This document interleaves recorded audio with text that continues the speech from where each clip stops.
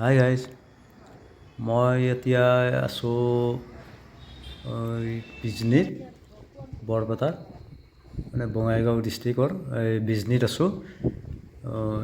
ইয়াতে আহি দেখিলোঁ মানে এটা মন্দিৰ, এইটো লক্ষী মন্দিৰ বুলি কয়। আৰু এনেকুৱা আৰু অসমত ক'ত আছে মানে আপোনালোকে এবাৰ জনাব। সঁচাকৈ লক্ষী মন্দিৰটো ভাল লাগিছে, মোৰ মতে ভাল লাগিছে, কিন্তু আপোনালোকৰ বা কেনেকুৱা হৈছে মতামতটো জনাব।